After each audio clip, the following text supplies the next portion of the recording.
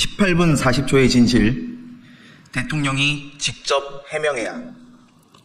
지난해 8월 2일 해병대원 순직 사건 기록을 경찰에 이첩했던 당일, 윤석열 대통령이 이종섭 전 국방부 장관과 3차례나 직접 통화한 사실이 새롭게 드러났습니다. 이보다 이틀 앞선 7월 31일에는 수사 결과에 대한 언론 브리핑이 갑자기 취소되었는데, 이 역시 대통령실과 이 전 장관이 통화한 직후 이 전 장관이 지시를 내린 것으로 확인되었습니다. 윤석열 정권의 거짓말이 속속 드러나고 있습니다. 이 전 장관은 지난해 9월 국회에서 대통령과 해병대원 순직 사건 관련해 통화한 적이 없다고 하였습니다.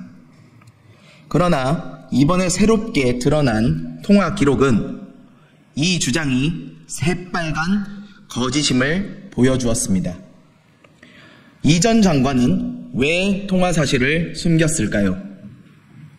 아마도 위증죄로 처벌될 것을 각오하면서까지 반드시 숨겨야만 했던 중대한 이유가 있었을 것입니다.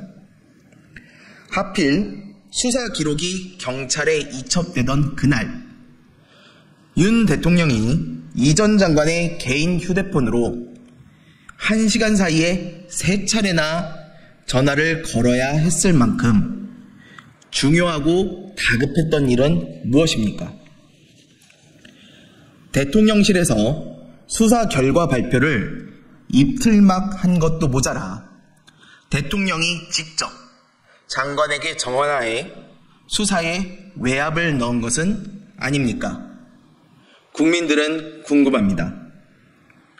당시 임성근 사단장의 무리한 수색 지시가 군 간부들 간 통화 녹취를 통해 확인되었습니다.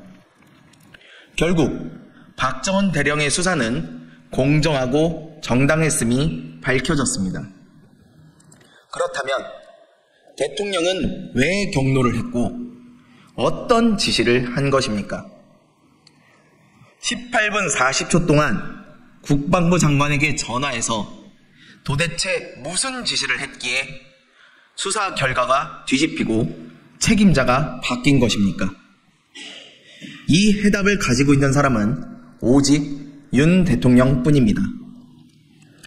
대통령께 말씀드립니다. 18분 40초의 진실을 밝혀주십시오. 수사 결과 이첩을 앞두고 1시간 동안 3차례를 전화할 만큼 무엇이 그렇게 다급하고 중요했는지 밝혀주십시오. 대통령과 이 전 장관의 부적절한 통화에 대해 윤 대통령의 직접 해명을 강력히 촉구합니다.